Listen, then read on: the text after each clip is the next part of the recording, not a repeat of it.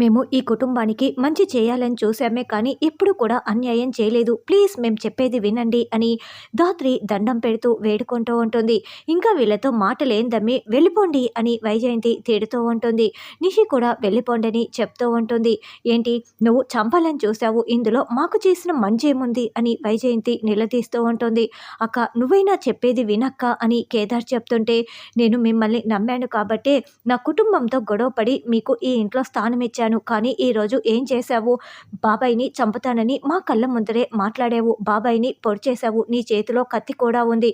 ఇంతకంటే ఇంకేం కావాలి? నేను నా కుటుంబానికి ఏమని సమాధానం చెప్పాలి అని కౌశికి కూడా కేదార్ ధాత్రిని నిలదీస్తూ ఉంటుంది. ఏమన్నావు? నా తమ్ముడు మీ అమ్మని చంపాడని చెప్పావు. నీ దగ్గర సాక్ష్యాలున్నాయా? లేవు కదా. అయినా కూడా నువ్వు మా తమ్ముడిని పొడి చేశావు. ఇప్పుడు మీ తాతయ్య వచ్చాడని చెప్పావు. ఎక్కడ మీ తాతయ్య? అన్నీ కూడా అబద్ధాలే. ఎందుకంటే మీ తాతయ్యే లేడు అని సుధాకర్ కూడా నిలదీస్తూ ఉంటాడు. నమ్మించి మోసం చేయటంలో మీరు ముందుంటారు కదా. అప్పుడు మీ అమ్మ, ఇప్పుడు నీ మొగుడు అని నిషి అసభ్యంగా మాట్లాడుతూ ఉంటుంది. వెళ్ళిపోండి జగదాత్రి అని కౌశికి చెప్తూ ఉంటే, వదిన కేదారే ఇలా పొడిచేశారని మీరు మా కళ్ళల్లోకి చూసి మాట్లాడి చెప్పండి వదిన, మేము ఇక్కడి నుంచి వెళ్ళిపోతాము అని ధాత్రి ఏడుస్తూ అడుగుతూ ఉంటే, అవునక్క నా కళ్ళల్లోకి చూసి నేనే ఇది చేశాను వెళ్ళిపోమని చెప్పక్క, ఇక జీవితంలో నా ముఖం చూపించను అని కేదార్ చెప్తాడు.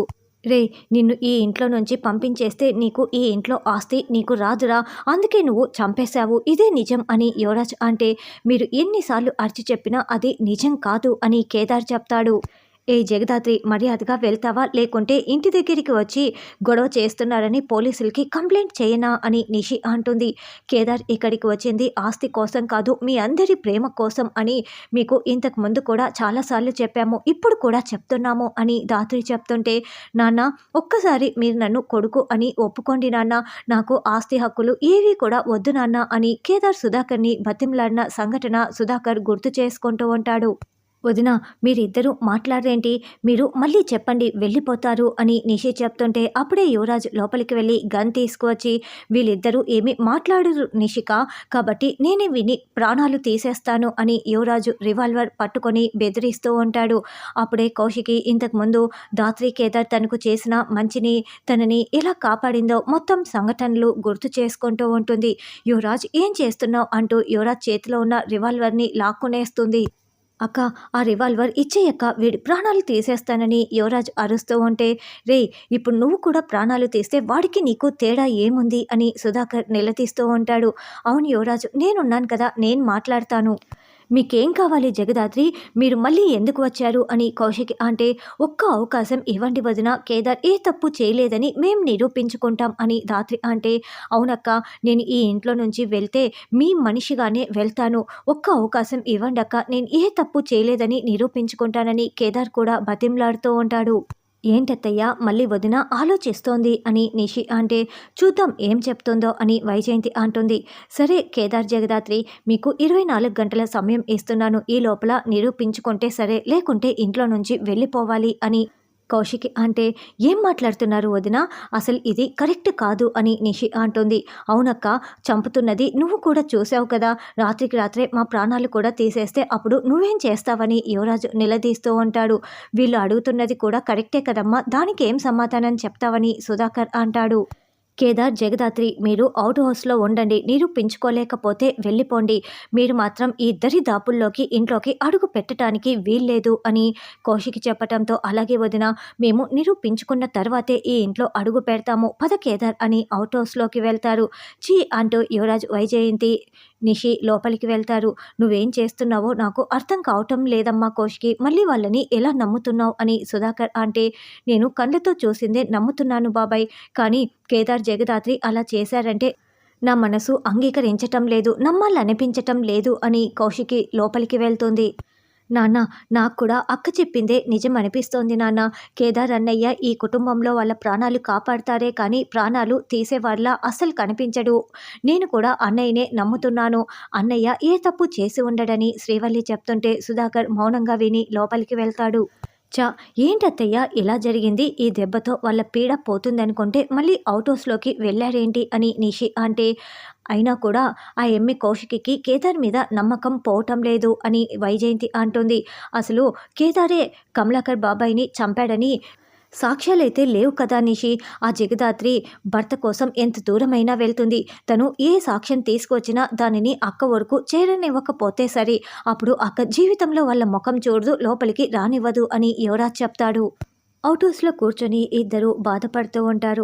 ధాత్రి, నేను మళ్ళీ అనాథనైపోతానని నాకు చాలా భయంగా ఉంది. ఈసారి నాతో పాటి నిన్ను కూడా అనాథని చేస్తాను ధాత్రి అని కేదార్ బాధపడుతూ ఉంటే, చూడు కేదార్, అలా మాట్లాడకు. నేను ఉండగా నిన్ను అనాథని కానిస్తానా? నువ్వు ఏ తప్పు చేయలేదని నేను నిరూపిస్తాను. అప్పుడు నిన్ను ఇంట్లో నుంచి వెళ్ళిపోమ్మన్నా కౌశికి వదిన, మావయ్యే నిన్ను లోపలికి పిలుస్తారు. చూస్తూ ఉండు, స్వాగతిస్తారు అని ధాత్రి చెప్తుంది.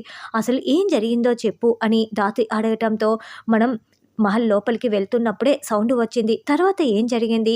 ఎవరో వెళ్తున్న సౌండ్ వినిపిస్తే నేను వెళ్ళాను కదా అని ధాత్రి అడగటంతో అక్కడ జరిగిన విషయం మొత్తం కూడా కేదార్ వివరిస్తారు.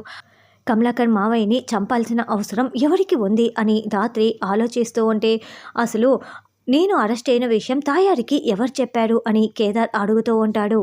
తాయారికి మామయ్య మీద అటాక్కి ఏదో సంబంధం ఉంది అని ధాత్రి అంటే, నన్ను కేసులో ఇరికించటం కోసం వేరొక తాతయ్యని, ఫేక్ తాతయ్యని తీసుకువచ్చి ఇదంతా జరిపించటం ఎవరికి అవసరం ఉంటుంది అని కేదార్ అంటే, అదే దానికి పరిష్కారం దొరికితే ఎవరన్నది బయట పడిపోతుంది అని ధాత్రి అంటే, అదే ధాత్రి, అసలు ఎక్కడి నుంచి ఈ కేసు మొదలు పెట్టాలో కూడా అర్థం కావటం లేదు అని కేదార్ అంటాడు. అలా వాళ్ళిద్దరూ ఆలోచిస్తూ ఉంటే ధాత్రికి రంగా గుర్తుకు వస్తాడు.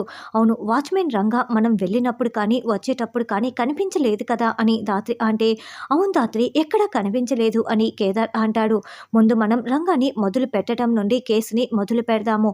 రంగా దొరికితే అన్నిటికీ సమాధానాలు దొరకచ్చు అని ధాత్రి చెప్తుంది. రంగా గురించి ఎంక్వైరీ చేయమని రమ్యకి చెప్తాను అని కేదార్ ఫోన్ చేస్తూ ఉంటాడు. జగదాత్రి చాలా తెలివైన అమ్మాయి. కేదార్ని బెయిల్ మీద బయటికి తీసుకువచ్చింది. తప్పు చేయలేదని నిరూపించుకోవటం కోసం ఏమైనా చేస్తుంది అని మీనన్ దేవాతో చెప్తూ ఉంటే, నిన్ను ఇరికించటమే వాళ్ళు ధ్యేయంగా పెట్టుకున్నారు. కానీ నువ్వు బెయిల్ మీద బయటికి వచ్చావు.